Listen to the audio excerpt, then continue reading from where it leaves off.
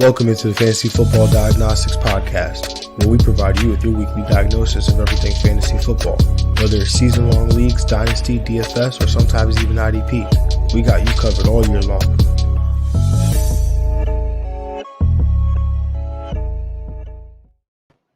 Let's do it. Let's get to it. Welcome into Fantasy Football Diagnostics Podcast. It is Thursday, December 29th, 2022. I'm your host, John June. This guy to my left will be Greg Penniman, a.k.a. G Money. Greg, how you doing on this Thursday afternoon? Feeling good, feeling all right.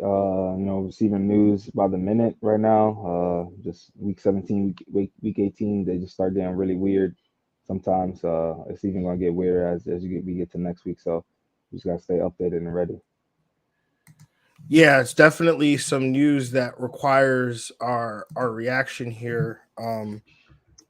We talked about Thursday Night Football yesterday and what would potentially be happening with the Tennessee Titans and the Dallas Cowboys, specifically talking about the Tennessee Titans side.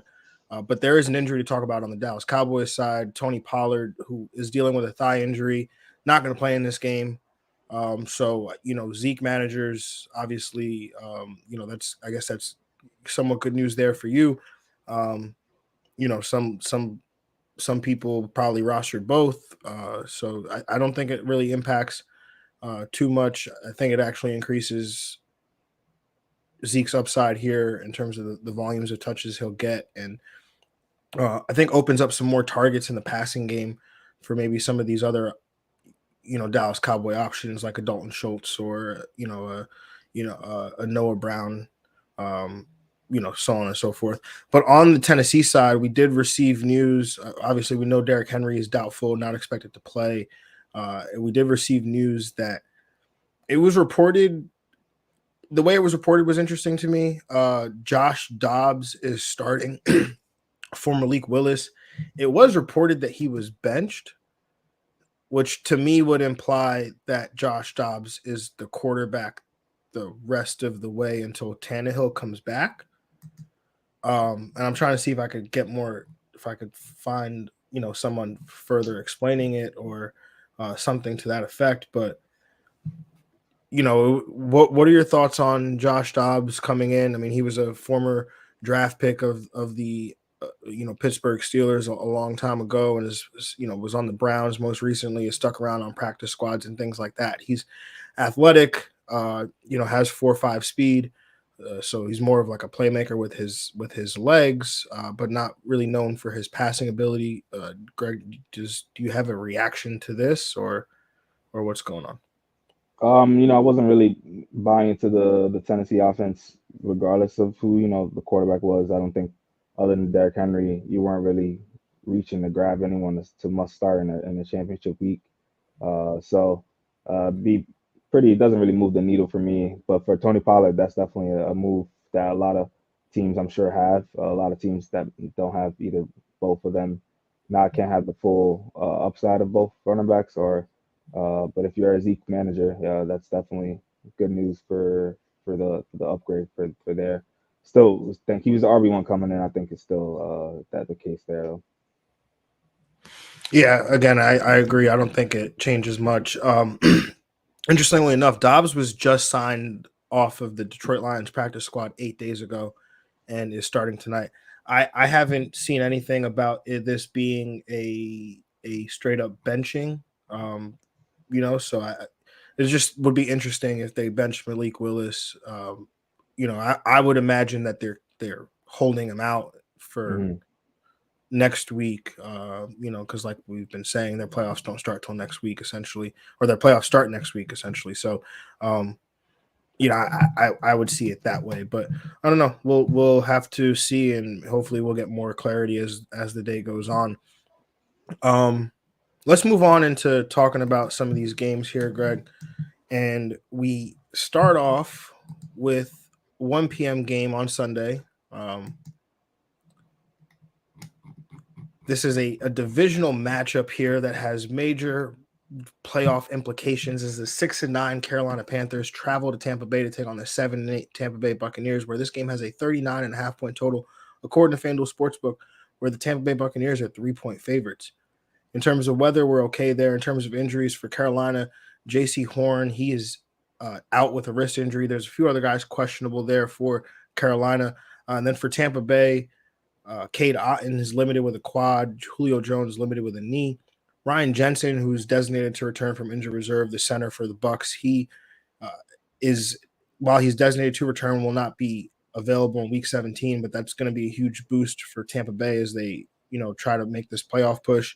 And then offensive tackle Josh Wells was placed on the injured reserve after suffering a knee injury in Saturday's game or Sunday's game, whatever day they played. And then there's a bunch of other guys questionable here for Tampa Bay. Greg, where do you lean when it comes to this matchup here?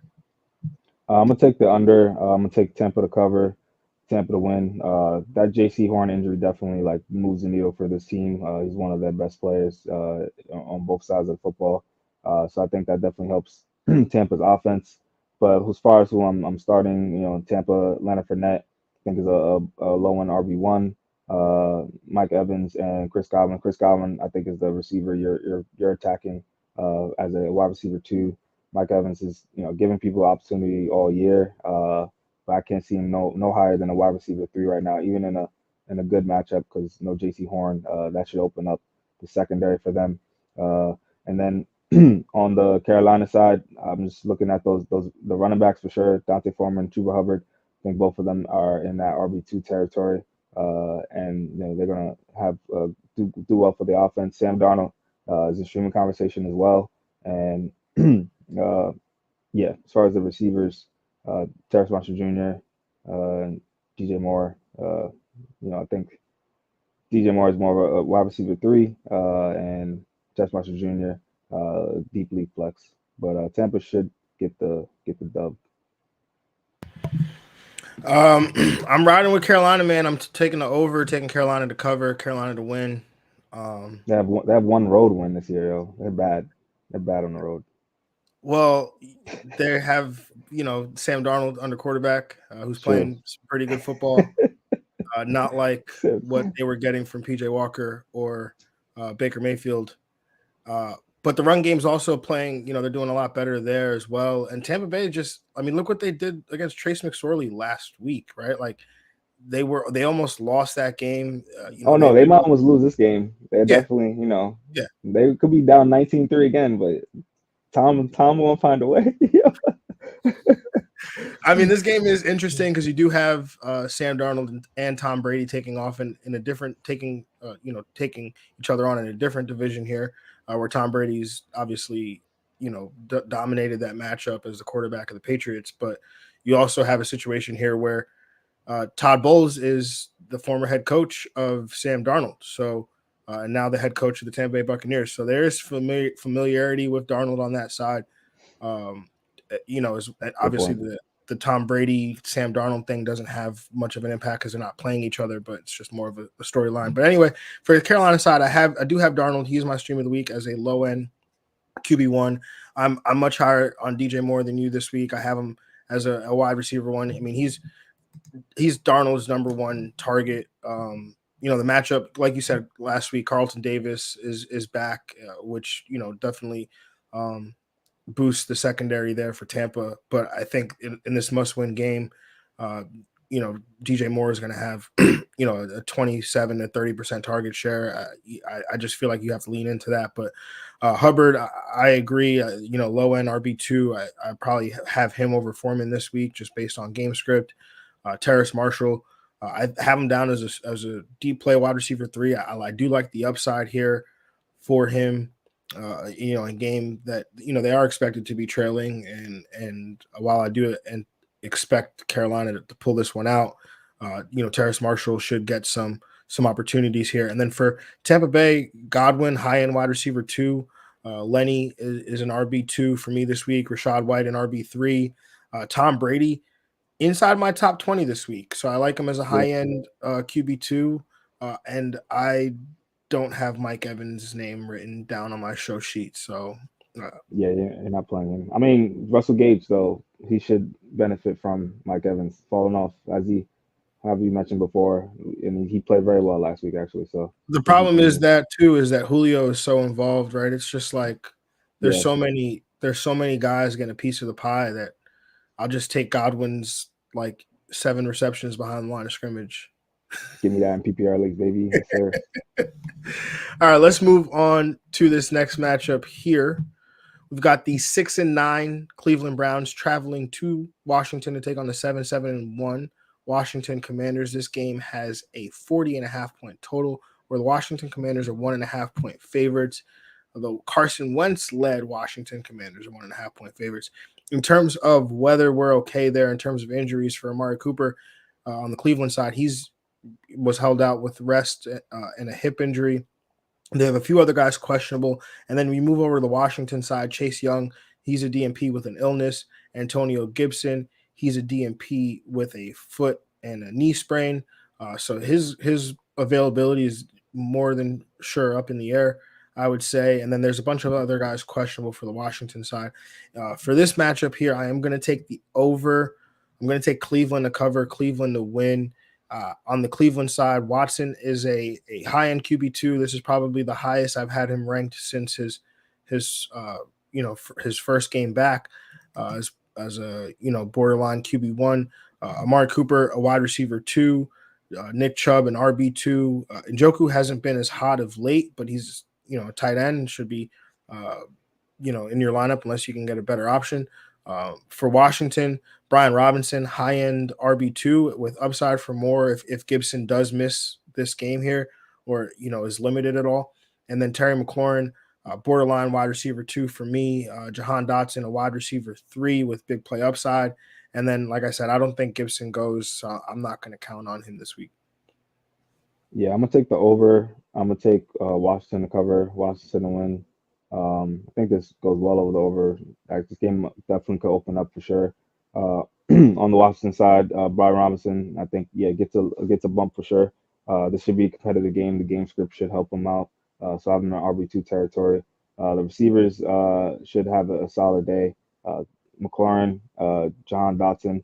I think, John Dotson being that boomer bust wide receiver 3 with some wide receiver 2 upside. Terry McLaurin being a lone wide receiver 2. And he should be involved with Carson Wentz, and not really looking at any other pass catcher like a Curtis Samuel or anyone like that. On Cleveland side though, Nick Chubb RB2, Mark Cooper a wide receiver 2 as well, Dominus Peoples-Jones wide receiver 3. Yeah. All right, let's move on to this next matchup here. The 6-9 New Orleans Saints traveling to Philadelphia to take on the 13-2 Philadelphia Eagles. This game has a 43.5-point total, where the New Orleans Saints are 7-point road dogs here. In terms of whether there's possible rain in this game, in terms of injuries, Alvin Kamara was doubtful, did not participate in practice on Wednesday with a personal matter as well as a quad injury. So that's something to watch there. Chris Olave was limited with a hamstring. A bunch of other guys questionable for the New Orleans Saints. For Philadelphia, A.J. Brown questionable with a knee. Miles Sanders was a DNP with a knee injury. Jalen Hurts, DNP with a shoulder. And then Lane Johnson is out for the regular season with an abdominal injury. So the Miles Sanders thing is interesting. I would pick up Kenneth Gainwell just in case they do decide they want to hold Miles Sanders out. So you just something you want to monitor there. But Greg, where do you lean when it comes to this matchup? With this game, I'm gonna take the under. I'm gonna take Philly to cover, Philly to win. Gardner Minshew on the Philly side, I think he's one of the top streaming options again this week. Just the offense is still very potent. If it's Kenneth Gainwell, he should get a bump as a RB2. But they still have the receivers, AJ Brown being a wide receiver 1, Devonta Smith being also, I think, a wide receiver 1, Dallas Goedert being a good solid tight end option, borderline tight end 1. And then on the Saints side, if Kamara's not able to go, that's definitely a blow for this offense for sure. If he is, you're playing. If not, then it's really tough to move on. I don't think anyone can really replace him as far as his product. And then that's really who I'm looking at as far as Jawan Johnson. Maybe he could be a streaming option, but that's about it. I can't really want to play anyone else in this offense. Yeah, for me, I'm going to take the over here. I'm going to take New Orleans to cover the 7, but I'm going to take Philadelphia to win the game. For New Orleans, Andy Dalton, it's interesting. The numbers for Philadelphia suggest that this is It's a true. good matchup here the last 3 weeks. True. But I looked into it a little bit, and all those quarterbacks that they played had success on the ground. If you go back to week 14, that was Daniel Jones had 26 rushing yards and a rushing touchdown. Then there was Justin Fields who, had his big day on the ground. And then last week it was Dak Prescott who had his big game, but also did have 41 yards rushing.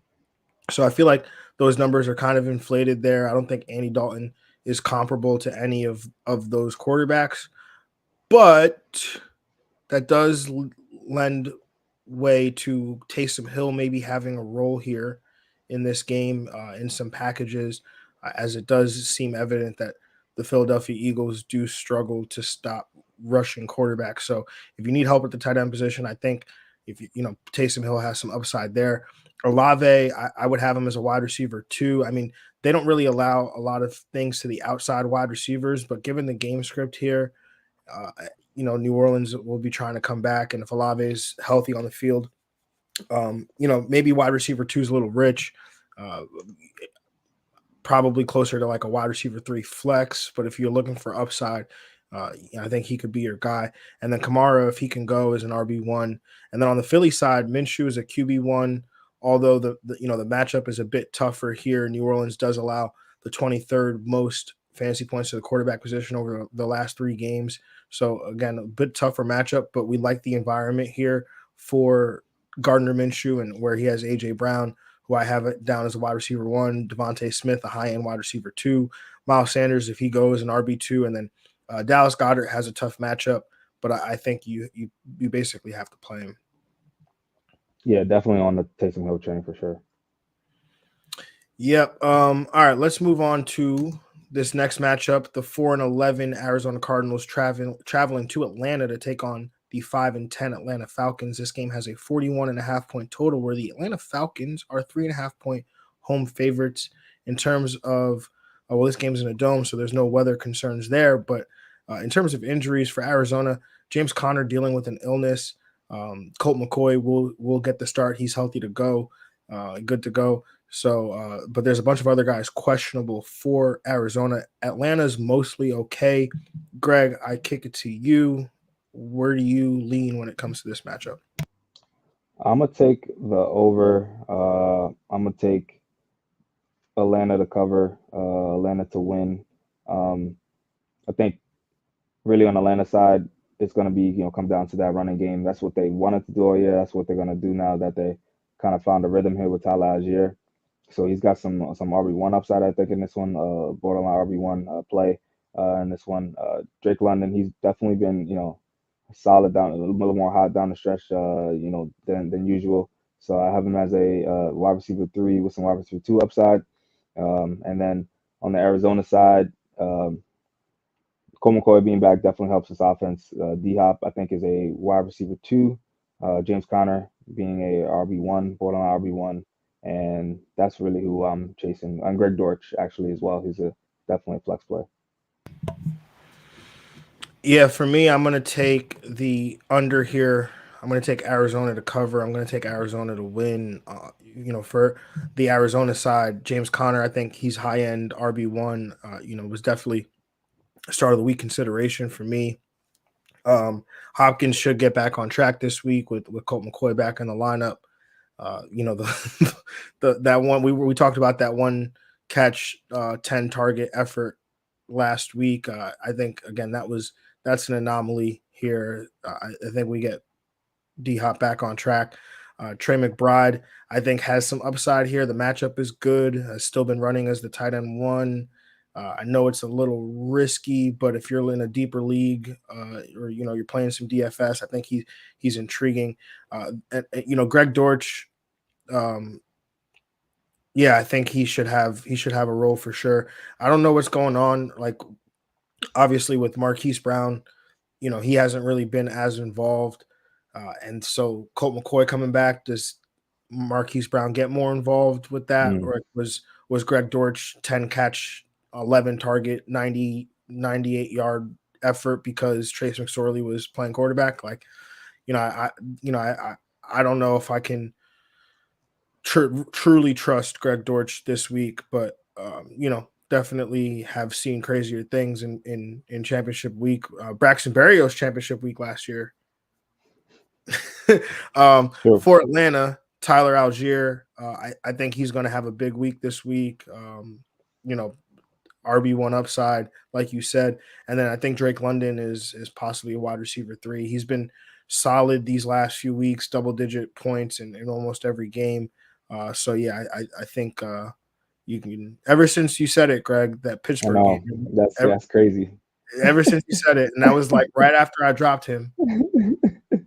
It's So you because you dropped him. That's why, really.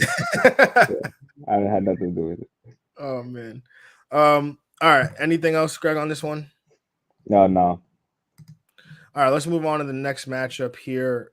The 7-8 Jacksonville Jaguars traveling to Houston to take on the red hot 2-12-1 Houston Texans.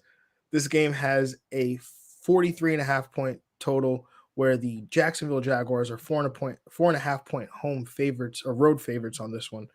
In terms of this game, it's being played in a dome. In terms of the injuries there, Houston, I missed this one.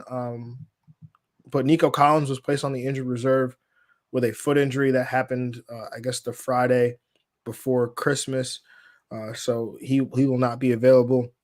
And then there's a bunch of other guys questionable for Houston. And then on the Jacksonville side, Trevor Lawrence didn't participate in practice on Wednesday with a toe injury, that same toe injury that he's been managing for weeks now. And there's a few other guys questionable. For the game here, I'm going to take the under. I'm going to take Houston to cover. And I'm going to take Houston to win 2 in a row. For the Houston side, Chris Moore and Brandon Cooks are wide receiver 3s. Royce Freeman is a dirty desperation, like RB3. If you are truly, truly desperate, like you just lost Derrick Henry, you don't have Tony Pollard.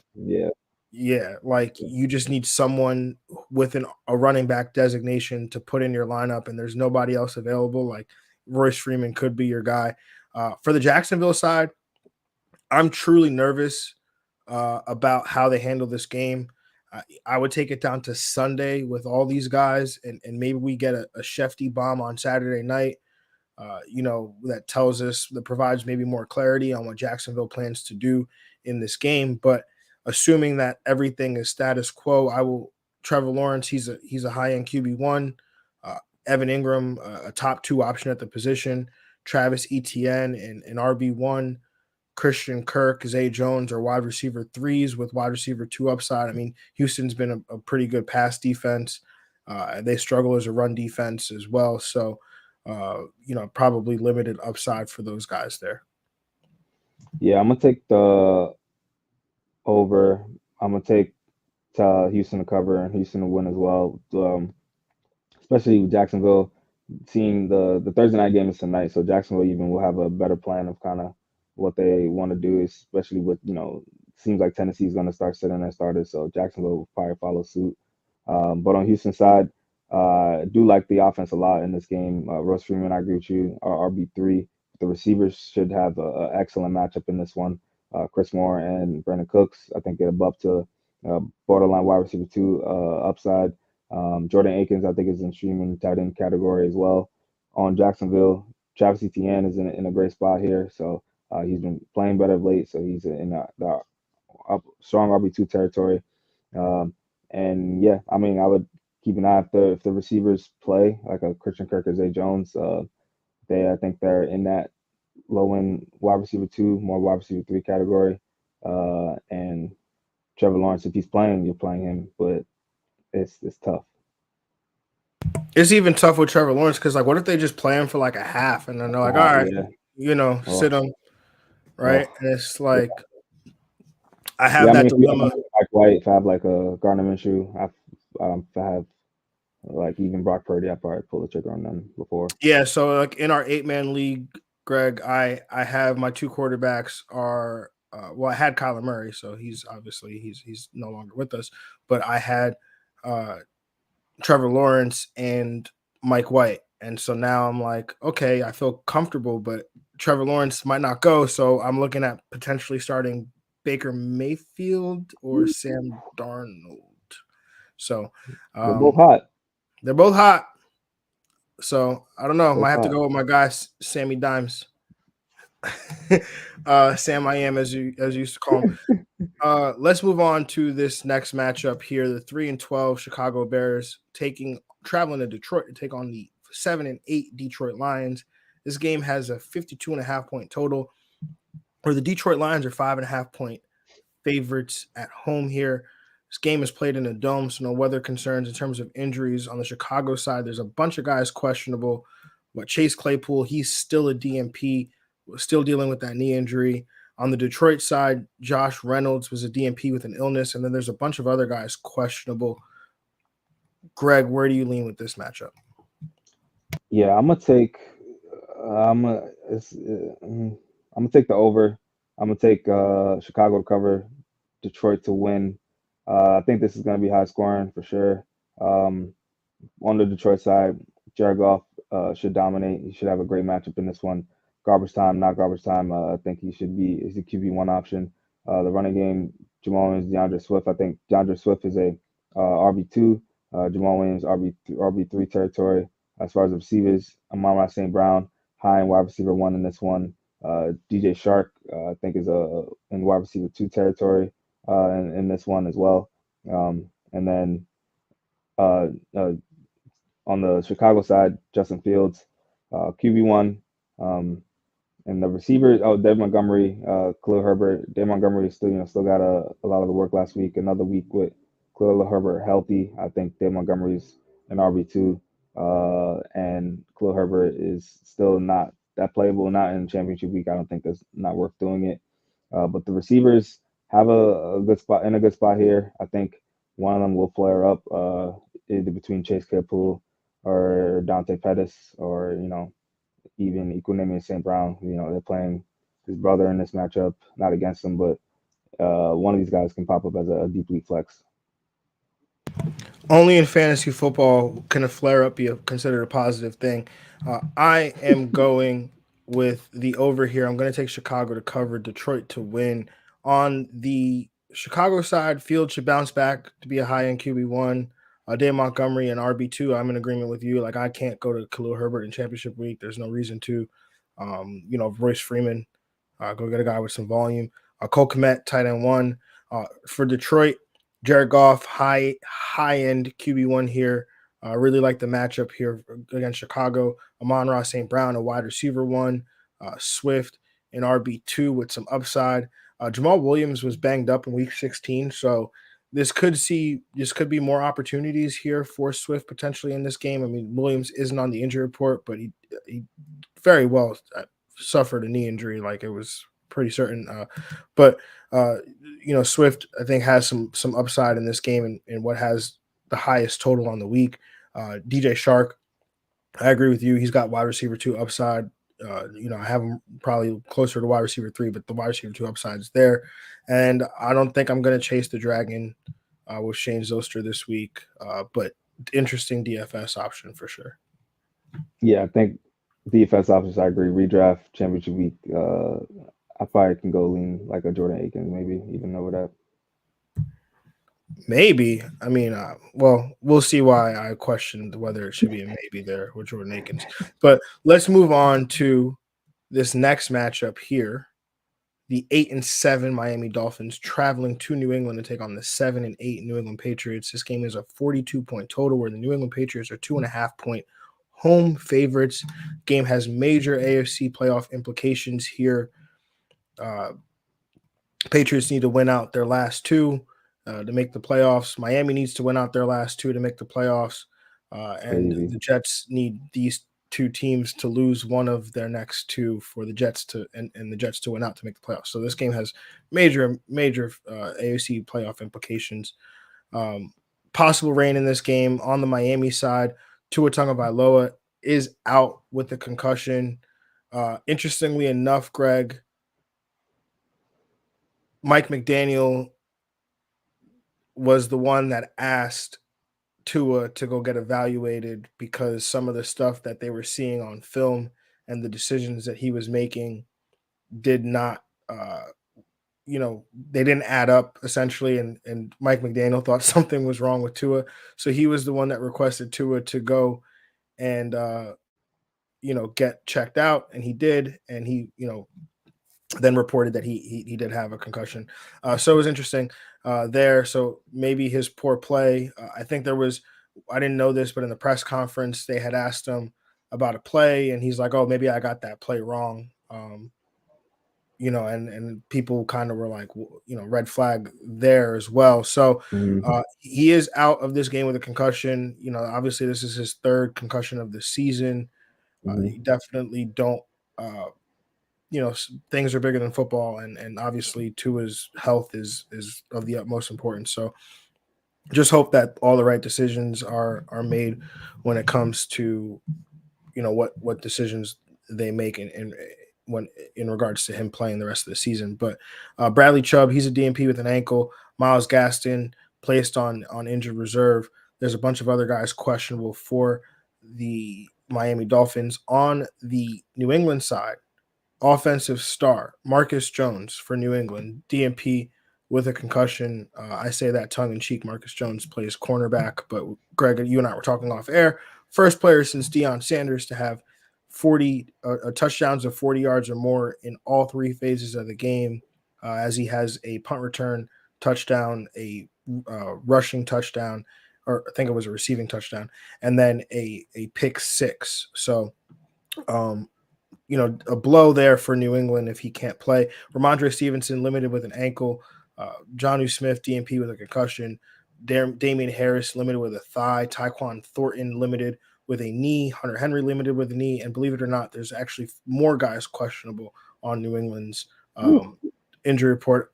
They just were not names that they're significant to somebody. They just weren't significant to this setting right here. In regards to the game here, I'm going to take the under. I'm going to take New England to cover, New England to win. On the Miami side, Tyreek Hill, high-end wide receiver 1. Jalen Waddle, probably a higher-end wide receiver 2. Mostert, I think, is going to be leaned on this week, with Teddy Bridgewater starting at quarterback. So Mostert's going to be an RB2. Teddy Bridgewater, have him down as a quarterback 2 in 2 quarterback leagues. And then for Ramondre, or for New England, Ramondre is an RB1. And then I'll give Jacoby Myers wide receiver 3 status going into this matchup against Miami. I'm gonna take the over. I'm gonna take New England to cover though. New England to win. On Miami side, we've seen Teddy come into this offense and do well before, so I'm not too down on him. But yeah, I think he's in high in QB2 territory. Still on the road against one of the best defenses in the league though, so you should be capped I think in that QB2 territory. Mostert and Jeff Wilson Jr. I think are both RB2s, mostly with the higher upside though, of course. But Jeff Wilson should still be involved, especially in the red zone. The receivers, Tyreek Hill, Jalen Waddle, I think are both Tyreek Hill being borderline wide receiver 1, Jalen Waddle also being high in wide receiver 2 with some wide receiver 1 upside. And then on New England side, Ramondre Stevenson, Damian Harris being, I think he didn't show up to practice today as well. So Ramondre Stevenson, RB1. Hopefully he doesn't, give the dud that he gave out in the semifinal week. Jacoby Myers, wide receiver 2. And again, it seems to be one person per week, either Aguilar, Kendrick Bourne, someone that pops up as being that second option, getting into that flex category. So I think I'm going to ride the Kendrick Bourne wave. In championship week? As a flex. As a flex. Okay. Yeah. Let's move on to this next matchup. Be 4-11. Denver Broncos traveling to Kansas City to take on the 12-3 Kansas City Chiefs, where this game has a 44.5-point total, and the Kansas City Chiefs are 13.5-point home favorites. In terms of the weather here, we're okay. In terms of injuries for Denver, Jerry Jeudy, he's questionable with an ankle. Cortland Sutton, questionable with a hamstring. Kendall Hinton, also questionable with a hamstring. Greg Dulcich, also questionable with a hamstring. Several other guys questionable for Denver. For Kansas City, they're mostly okay. Mecole Hardman, who's been designated to return from injured reserve, has been practicing. No word yet of whether he'll be activated, but those were probably the words there that are going to make him active when we wake up on Saturday, or probably right after we finish the show, because that's usually how it goes down. But anyway, Greg, where do you lean when it comes to this matchup here? I'm gonna take the over. I'm gonna take Denver to cover, Kansas City win though. It's definitely a big margin. But I think it should, storyline should go out like last game. Kansas City probably will jump out pretty early on the team, and then Denver has to be in comeback mode, negative game script mode all game. So on Kansas City side, Patty, QB1, Zay Pacheco, and Jerick McKinnon. Jerick McKinnon obviously has been hot these last couple of weeks. I think he's a strong RB2, Pacheco being an RB3. Travis Kelce, a high end tight end one, the tight end one on the week, as he is always. And as far as secondary receiver, it's tough to really rely on one right now in championship week. But on the Denver side, Russell Wilson streaming quarterback territory as he was in against Kansas City a couple weeks ago, before the concussion. Latavius Murray being a RB2, and then I like the receivers here, Jeudy and Sutton, both being in wide receiver 2 territory. Greg Dulcich, my stream of the week, tight end, definitely can finish as a tight end 1. Whoa, our stream of the week, Greg, our stream of the week. Oh, yeah, that's right. I'm going to take the over here, going to take Denver to cover, Kansas City to win. If I told you where I had Russell Wilson mathematically listed as my rankings, you might throw up in your mouth. But I'm going to just use the words. I have him down as a high-end QB1 this week against Kansas City in a great matchup. Dulcich, our stream of the week, is a tight end 1 for sure. Jerry Jeudy, a wide receiver 1. I mean, he tore these guys up last time for 3 touchdowns. I don't know if he'll necessarily do that again. But like we talked about, Russell Wilson was on his way to a great game the last time these two teams played before having to leave with a concussion. Had 3 touchdown passes in that game, before exiting, and very well could have had a 4th. Don't know how much you can trust Latavius Murray. He's the volume was there, but now they're introducing more running backs into this rotation, and Chase Edmonds is healthy again now as well and was involved last week. So definitely tough to count on Murray. For Kansas City, Jerick McKinnon and Pacheco, I think they're both RB2s with RB1 upside. Travis Kelce, he's obviously a tight end 1. Patrick Mahomes, a QB1. And then Juju Smith-Schuster is a wide receiver 3. Word. All right, on to the next one. Major playoff implications here. The 4-10-1 Indianapolis Colts travel to MetLife to take on the 8-6-1 New York Giants, where this game has a 38.5-point total. And the New York Giants are 5.5-point home favorites. In terms of weather, we're okay. In terms of injuries for Indianapolis, Ashton Dulin, DNP with a concussion. For the New York Giants, Leonard Williams, he's questionable. Azeez Ojulari, he's questionable with an ankle. Adoree Jackson, questionable with a knee. Offensive lineman Shane Lemieux, he was added to the injured reserve with a toe injury. And then Xavier McKinney, the safety, who was injured during the bye week, is not expected to be activated ahead of week 17. So in this game here, I'm going to take the under. I'm going to take the New York Giants to cover and take the New York Giants to win. On the Indianapolis side, Michael Pittman Jr., a low-end wide receiver 2. Zach Moss is a middle-of-the-pack RB2 for the Giants. Saquon Barkley, an RB1. Daniel Jones, again, we say it every week, just fall into a QB1 week, but I have him on the higher-end side of a QB1 performance this week. I think of the Giants receivers, it's tough because all 3 of them have really had their moments between Richie James and Darius Slayton and Isaiah Hodgins. But just watching what obviously it was Keenan Allen, but like watching what he was doing, to the middle of the Indianapolis defense where they are missing Kenny Moore, they're missing Darius Leonard. They've been attackable there in that area of the field, and that's where Richie James operates. Out of the slot. So I think he's probably has the higher upside per se. And then Hodgins, I think, he's been good. So maybe you keep going to him. Has had double digits in 2 of the last 3 games. So, I think that he's not a bad play at all. Yeah, I'm gonna take the over slightly. I'm gonna take uh, Giants to cover, Giants to win. I think Giants defense gets it done as they just consistently been getting done for this team all year. I think this is the win they need to get in the playoffs. I think they're home. They're gonna get it done. On the Giants side, Daniel Jones, definitely, yeah. Well, I think he can borderline QB1. Saquon Barkley, higher in RB1, the engine in this offense. As far as the receivers, the matchup is a little tougher, so I'm just sticking with Hodgins in this one. And I don't think Slayton is playable in a championship week. But on the and Dane Bellinger, I don't think he's playable as well. He's had his opportunities for sure to come back in this offense, and hasn't really seen it yet. On the Colts side, Michael Pittman Jr. Is really the one guy I'm looking at for sure to trust. Jelani Woods does have an excellent matchup. Giants, that's their one weakness is that tight end position. So he could be in that streaming tight end territory. That's about it.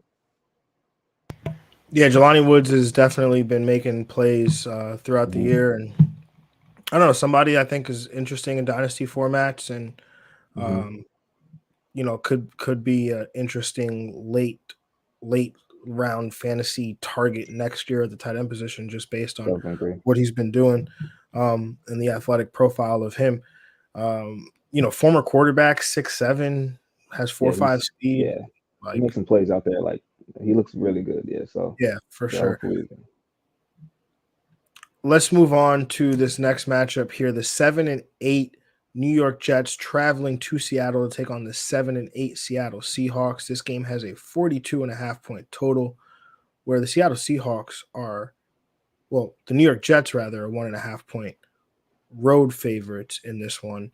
In terms of the game here, the weather is okay. In terms of the matchup, Greg, where do you lean on this one? This one, I'm gonna take the over. I'm gonna take the Jets to cover, Jets to win. Definitely another important game for the Jets here in this one.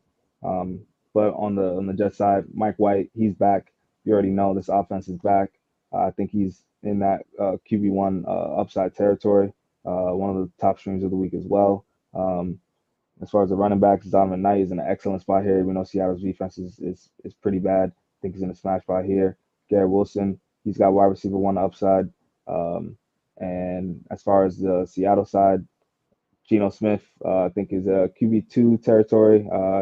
Jets defense being pretty tough. Kenneth Walker, if he's able to go, I think he's in that RB2 territory.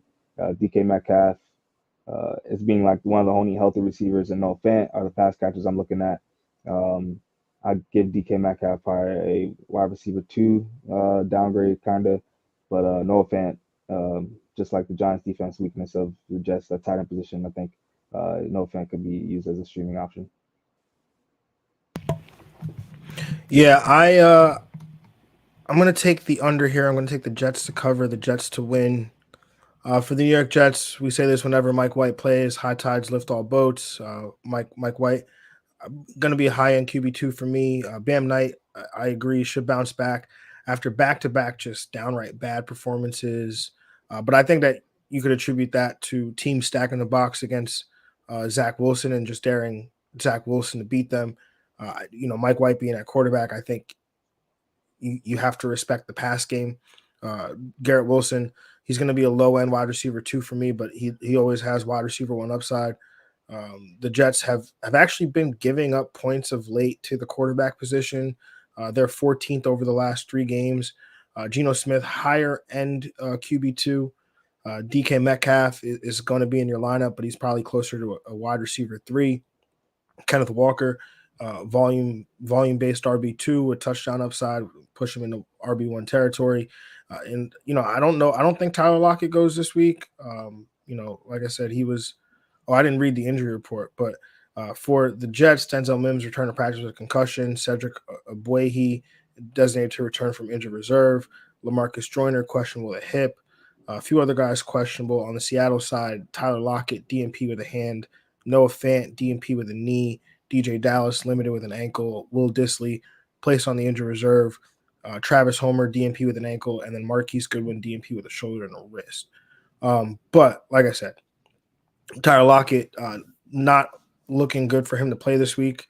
But so Noah Fant, again, I think has tight end 1 upside if he goes, which I think he will go. So, yeah, for sure. All right, let's move on to the next matchup here. The 11-4 San Francisco 49ers traveling to Las Vegas to take on the 6-9 Las Vegas Raiders. This game has a 45.5 point total where the San Francisco 49ers are 6-point favorites. This game, in terms of the weather, it's played in a dome, so there's no weather concerns. For the Las Vegas Raiders, Jarrett Stidham will be taking over as a starting quarterback for Derek Carr, who the Raiders and Derek Carr agreed that it was best to avoid any distractions that Derek Carr would spend the final 2 weeks of the regular season at home. I'm sorry. That's crazy to me. Like, it's just straight up disrespectful. Like, this is a dude gave 9 years to your organization. And I get it. Derek Carr is like Derek Carr. We make fun of him all the time on here for his play half the time. But the Raiders, since drafting Derek Carr in 2014, have allowed the most points per game. They've had the fewest takeaways as a defense in that stance. So it's very similar to, like, it's not similar because I think Matthew Stafford was just straight up better than Derek Carr, but I wouldn't be surprised like Derek Carr goes and gets with a quarterback, one of those, a good offensive mind, and is able to make a playoff run with Derek Carr. But I just think what the Raiders are doing is just like, how do you imagine like the Giants just sent Eli. I mean, it's different with the Giants. That's exactly what happened though. They didn't send him home though. They just benched him. Yeah. They benched him for Geno Smith. Yeah, and he was like the backup, and then he came in at the last game of the season or whatever. But Derek Carr doesn't even have that opportunity here. Like, they just straight up just said, "Hey, yeah, you know what? Just go home. Like, you're not even in the facility anymore. Like, you're not even a part of the team." That's tough, man. Yeah, that's real tough. Yeah. Anyway, that's my rant for the day. Cornerback Rock Ya-Sin for the Raiders, limited with a knee. For the San Francisco 49ers, Nick Bosa was DNP with an illness. Christian McCaffrey, limited with a knee injury. Debo Samuel has a chance to practice on Thursday, Kyle Shanahan said. We obviously know he's a liar, but Debo Samuel apparently has a chance to practice based on how his on-field workout went on Wednesday. And then for Jordan Mason, the running back, limited with a hamstring. And then there's a bunch of other guys questionable for the 49ers. Greg, where do you – this is me. For me, I'm going to take the under here. I'm going to take the Niners to cover. Going to take the Niners to win. For Las Vegas, Josh Jacobs, an RB2. Devontae Adams, probably going to be a wide receiver 2 for me with Jarrett Stidham in his first game. Darren Waller, it's tough. I mean, he's a tight end. He's probably better than most tight ends. So if you have him and you don't have a clearly better option, then I think you play him. It's just tough again because you're attaching yourself to a Jarrett Stidham offense against San Francisco.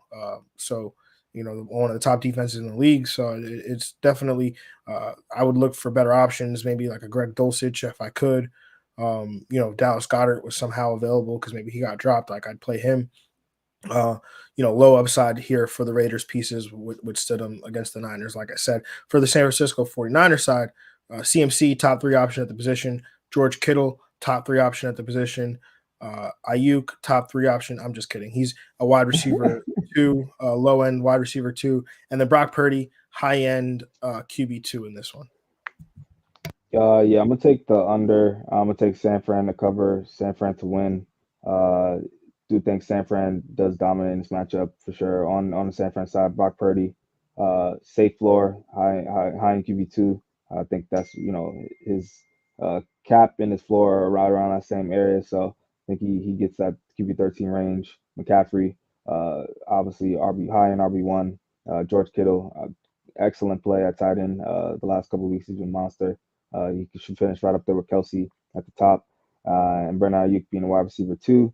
On the Vegas side, it's really tough for me to, we haven't seen anything from Stidham. Uh, Devontae Adams coming off one of the worst weeks of his year. So I'm gonna put him out in that low end wide. I'm putting him in that wide receiver 2 territory. Uh, Josh Jacobs also put him in that low end RB2 territory as well. But I think I would, play guys like Atala Algier or Zonovan Knight over Josh Jacobs in this matchup. Yeah, I mean that would be tough to stomach, but I can't disagree with you. I mean, Josh Jacobs hasn't been good the last couple games, and this matchup here is tough. And again, like you said, we're playing with Jarrett Stidham at quarterback, so I think that just caps the overall upside for this entire offense as a whole. Yeah. So, all right, let's move on to the next matchup here. The 12-3 Minnesota Vikings traveling to Green Bay to take on the 7-8 Green Bay Packers. This game has a 48.5-point total. In terms of weather, we're okay here. In terms of injuries, Christian Watson back-to-back DNPs with a hip injury. Aaron Rodgers was a DNP yesterday with a thumb and a knee. And there's a bunch of other guys questionable on the Minnesota side. James Lynch, the defensive tackle, he's out with a shoulder, but Minnesota is mostly okay outside of that. Greg, where do you lean when it comes to this matchup here? Give me the over. Give me stuff. I'm gonna take Minnesota cover for Green Bay to win. On the Green Bay side, Aaron Rodgers, I know, he had a smash spot last week, but he's having even more of a smash spot this week against Minnesota's defense. Seems like everyone can cook on Minnesota's defense right now. So he should, even if Christian Watson can't go, that just gives a further bump to Allen Lazard, who I think has some wide receiver 1 upside in this one. Aaron Jones and AJ Dillon. Aaron Jones being, battling all year, but he's still getting production. Strong wide receiver or RB2 with RB1 upside. And AJ Dillon, RB3 with some RB2 upside if he could keep that in the touchdown position. On the Minnesota side, Kirk Cousins, QB1, Dalvin Cook, RB1, Jefferson, you already know, high in wide receiver 1. And yeah, TJ Hawkinson has been balling up late, is a high and tight end 1. Yeah, I am going to take the over here. Going to take Minnesota to cover, Minnesota to win. I get it. Green Bay, great story. Minnesota outdoors, but why are they 3-point underdogs? I don't know. I'm going with Minnesota. Rodgers, high end QB2 with some QB1 upside. This matchup here is great for him. I wonder if the absence of Watson limits some of that upside here, because I think this would have been a fantastic matchup for Christian Watson. Aaron Jones, an RB2, AJ Dillon, and also an RB2. Romeo Doubs, I think he's a wide receiver 2 if Watson sits. Allen Lazard, a wide receiver 3 with wide receiver 2 upside. And then for Minnesota, Justin Jefferson is a wide receiver 1. I mean, he's got 30 points, at least 30 PPR points in 3 straight games. He's been everything that you could want from a wide receiver 1 right now. Dalvin Cook, an RB1. Although Green Bay has been better versus running backs in recent weeks. So definitely, don't expect much in terms of upside as you typically would against this Green Bay defense.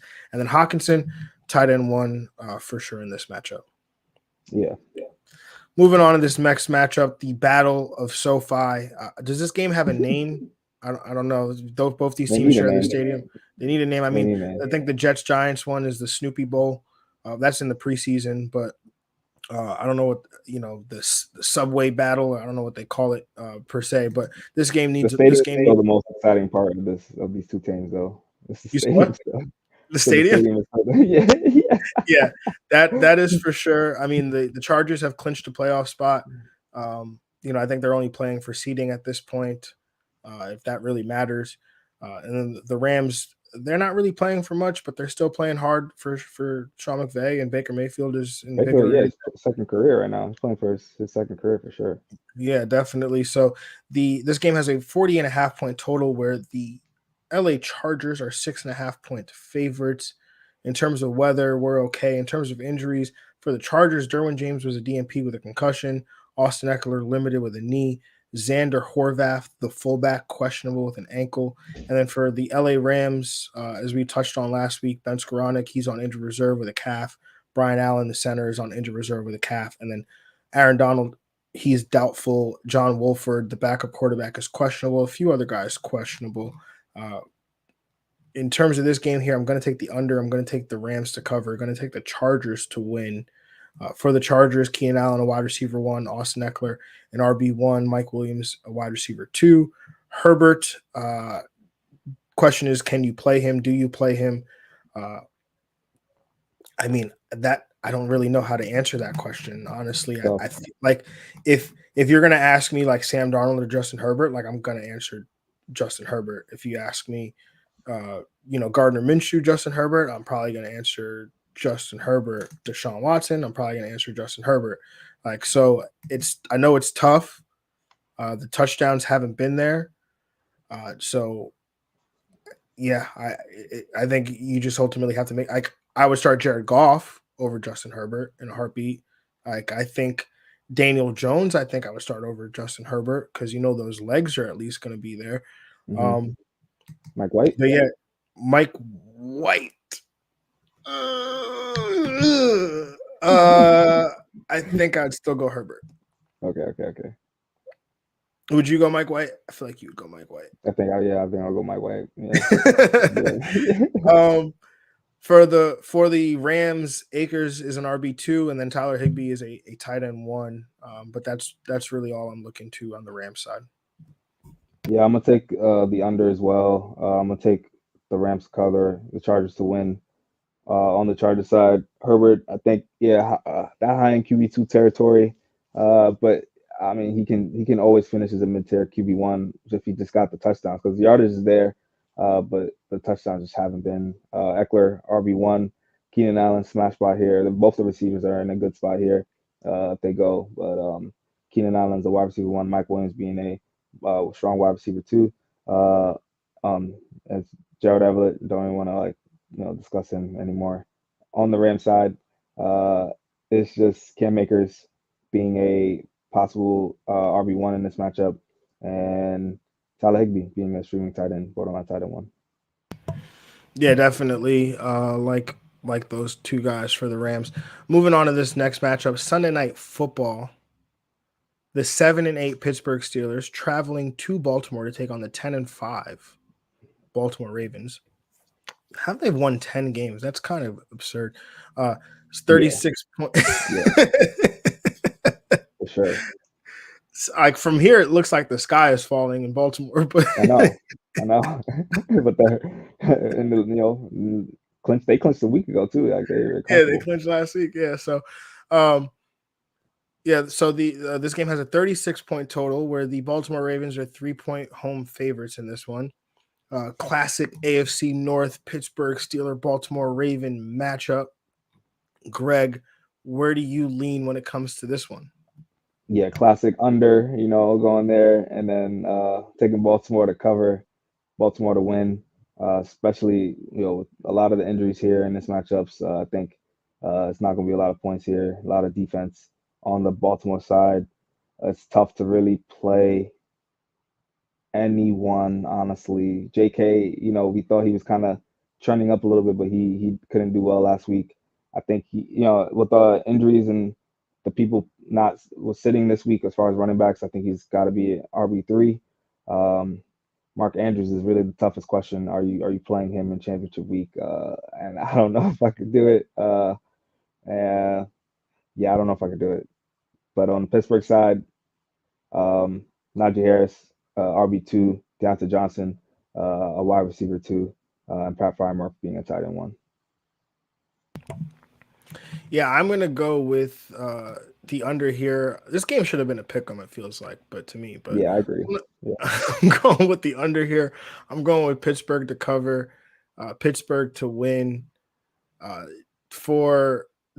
actually didn't cover injuries. My fault. I'm off my game today. For Baltimore, Lamar Jackson, DNP with a knee. Deshaun Jackson, questionable with an illness. For Pittsburgh, Deontay Johnson, limited with a toe. Cam Sutton, the corner, is DNP with a hamstring. Then there's a few other guys questionable. In the game here, I agree 100% with your assessment on Baltimore. I mean, Dobbins and Edwards, I think I would have them both down as RB3s. Like there would be desperation running backs. Like I would be looking for like other options. Like I would start Tyler Algier over, above both these guys here. Oh yeah, absolutely.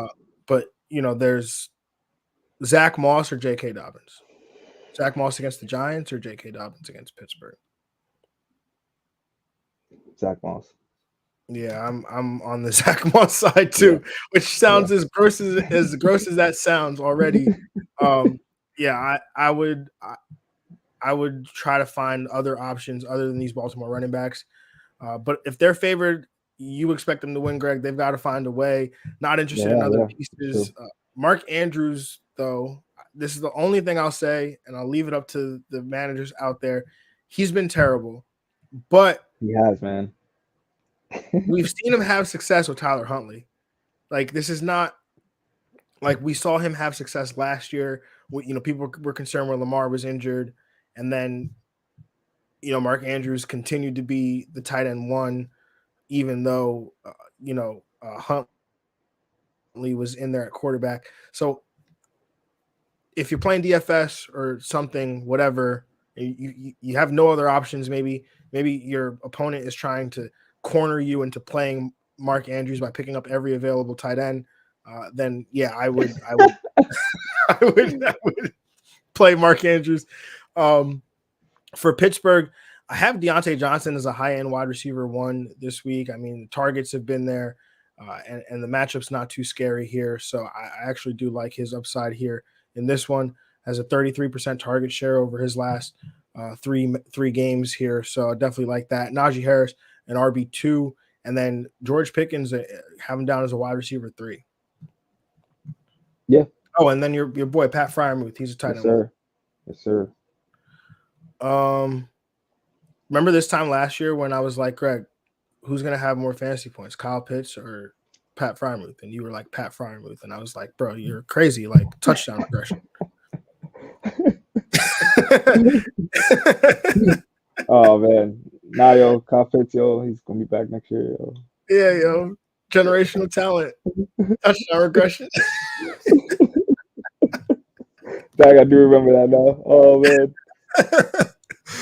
All right, let's move on to the most interesting matchup of the week. Fantasy championships are going to come down to this game. It really is. It really is. Yeah. In the 8-man league that we're in, Greg, I have to play my brother in the championship. It's a 2 quarterback, 4 wide receiver, 4 running back, 2 flex league. He's got both Joe Burrow and Josh Allen. Ooh. He's got Jamar Chase and T. Higgins. Oh. And he has Gabe Davis. I'm like, I have no shot. Oh no. Like, cause it's not like, cause we've been going through all these games. Like there's nothing close to this level of game. Like maybe the Detroit Chicago game, but the Detroit Chicago game has a higher total, which I thought was surprising, but still, like you said, there's nothing where like if you had to pick any game to go over the total, I'm picking this one. Yeah, I feel overtime in this game. I feel everything wild in this game right here.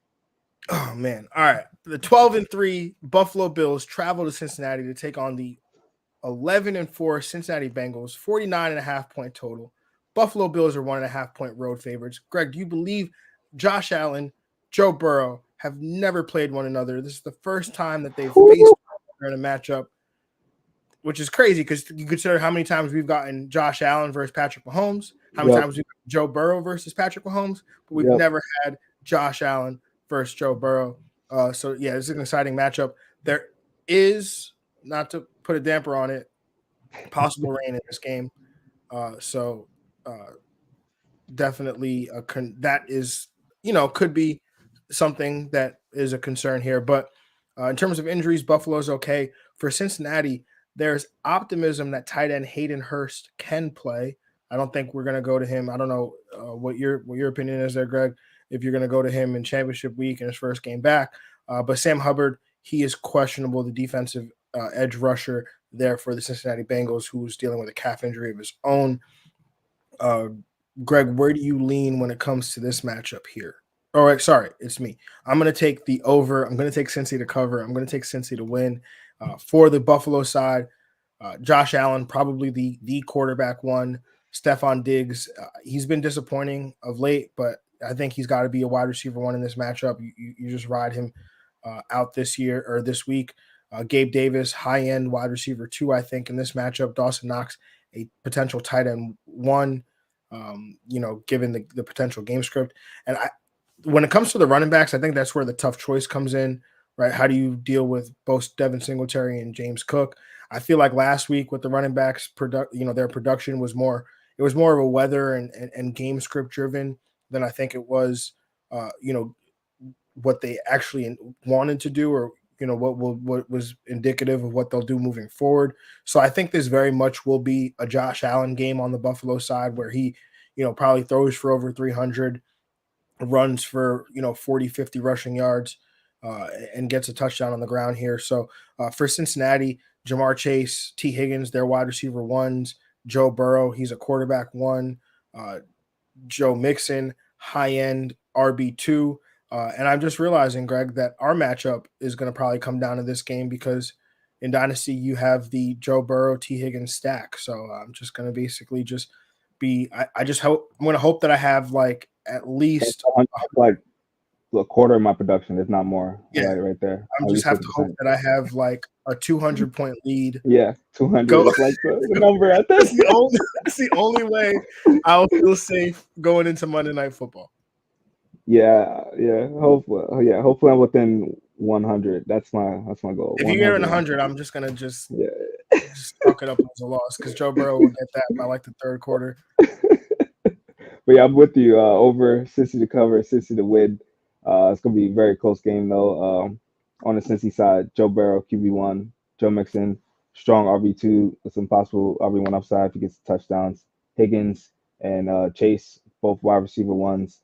Hayden Hurst, it'll be tough to trust them, but I think there could be a third pass catcher to be used in this game, especially if Tyler Boyd is hurt. He can't go, but if he is, he's in the low and flex territory.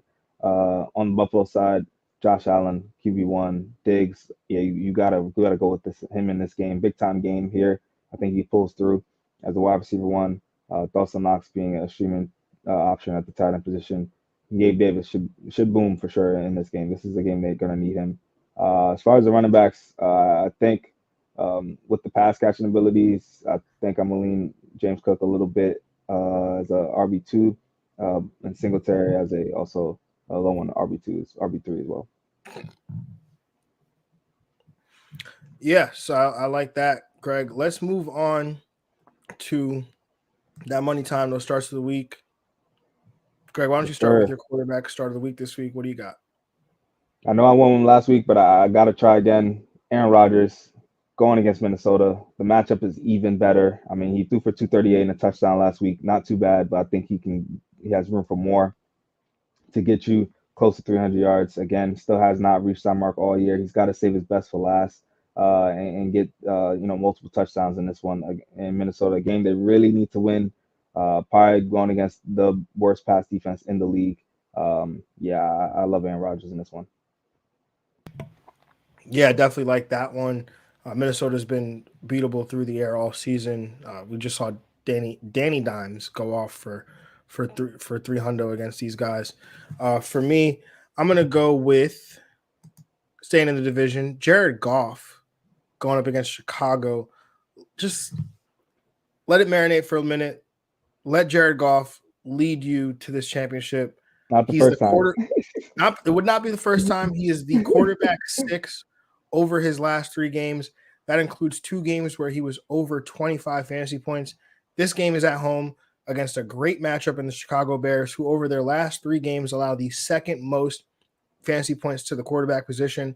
Goff is a top 5 option for me this week in a game that has the highest total on the week for a team that has the highest implied team total on the week in the Detroit Lions. So, yeah, start Jared Goff up this week, man. Yeah, I'm all on board for Jared Goff for sure. Greg, your running back start of the week, man. What do you got? Gotta go with Zonovan Bam Knight going against Seattle, one of the worst rush defenses in the league. Coming off a bad week last week. That was all prodigy of the quarterback, the offense, the groove. But now they got Mike White back, and when Mike White was in those games, he was doing well, averaging getting 60 plus yards in all those games, getting receiving yards in those games as well. So I think he's got RB1 upside in this one, going against Seattle defense, who's not very good against the running back position. Yeah, give me the Mike White led offense, Zonovan Knight. I love this one, man. Definitely in agreement with you when we talked about the Jets running backs. We talked about their schedule. It hasn't been great these last couple weeks between Jacksonville and Detroit, but like you said, blame that more on the quarterback position. And this matchup for Seattle should be a definitely a fruitful one for me. I'm gonna go with Tyler Algier. Again, that's how you know I'm over it, man. Tyler Algier, he's been on a roll. The running back 6 over the last 3 games, averaging 19 PPR points in the 2 games he's played as the Atlanta Falcons were on bye during that 3-week stretch. Now he gets a fantastic matchup against the Arizona Cardinals. It's funny, Greg, you went with Jerick McKinnon last week against Seattle. So you're attacking the same matchup this week with Zonovan Bam Knight. I went with Leonard Fournette against Arizona, so I'm attacking the Arizona Cardinals this week with Tyler Algier because the Arizona Cardinals, over their last 3 games, they allow the second most PPR points to opposing running backs. It's actually interesting. Whereas if you look at the numbers, they've almost become a run funnel. They don't allow much by way of quarterbacks. They don't allow much by way of wide receivers. They don't allow much by way of tight ends because they're just giving it up to opposing running backs and teams are taking it. So again, a fantastic matchup. I'll let Algier do for you what I didn't let him do for me last week, and that's lead you to a chip. Yes, sir. Greg, your wide receiver start of the week this week. What do you got? I'm going with Keenan Allen going against the Los Angeles Rams. Just as the matchup here playing here, I think Rams have been just getting destroyed by wide receiver ones all year. This is a good spot for Keenan Allen, who's been hot over the last 2 weeks. I mean, he had a 100-yard game last week. 3 of the last 4 games, he's got 14 plus targets. So he's been a monster as far as his target share and as far as being the number 1 guy for Justin Herbert, even without the touchdown production. And that's perfect because if he can get that touchdown, those are nuclear days. And I think he can get one here going against Rams defense that just can't guard on the perimeter. Yeah, I like this one. Keenan Allen championship week. This is definitely a guy leading you to a chip. For me, I'm going with Gabe Davis. This is a confident start of the week here. He had 9.6 and 11.5 PPR points, in his last 2 games. But this game here has the second highest total on the week, and the Bills have the 5th highest implied team total. Cincinnati, against wide receivers is a great matchup. They allow the 5th most PPR points over their last 3 games to opposing wide receivers. Start Gabe Davis. Don't overthink this one. Let him do what he does best, which is be a highly volatile player. But this time in this matchup should be on the higher end side of a wide receiver 2 finish. I like it. Definitely like it for sure. Greg, your tight end start of the week this week, going deep in the bag, I see. Yes, sir. Real deep in the bag. Going Jordan Akins, going against Jacksonville. I think it's really a matter of the matchup here as well. Again, Jacksonville getting cooked by tight ends in the last couple of weeks and just in the year in general, getting cooked by pass catchers. And Jordan Akins is a guy that's getting more involved in the offense, over the last couple of weeks, getting close to 5 targets a game. I think he's going to trend up in this one with injuries on the outside. Nico Collins, Chris Moore, and we were saying Brandon Cooks are going to be options, but I think Jordan Akins gets his time to shine in this one in a great matchup. Yeah, this one's intriguing. Jordan Akins is somebody that we've always talked about as having some upside, and he, you're right, he's going to see 4 or 5 targets. So as a tight end, that's really, when you're looking for a tight end, that's really all you can ask for outside of the top guys. I'm going to take advantage here, and I'm going to go the fact that we are recording this prior to Thursday Night Football. I'm going to sneak in a Thursday Night Football start of the week here. Okay. Going with Dalton Schultz, man. Again, glad to sneak in this Thursday Night Football start of the week because Tennessee is going to be playing some backups. We already know no Tony Pollard, so this should be more opportunities here in the pass game for the likes of Dalton Schultz. And Tennessee, again, like I said, they're playing backups, but they were already bad. I mean, the starters were bad against the tight end, so I would expect the backups to probably be worse against the tight ends. They allowed the second most PPR points to the tight end position over their last 3 games, and definitely love Dalton Schultz as a high-end tight end one this week. Yeah, love Dalton Schultz. I think he should dominate as well all the pass catchers on this team. Yes, sir. All right, now it's time for everybody's favorite time of the week.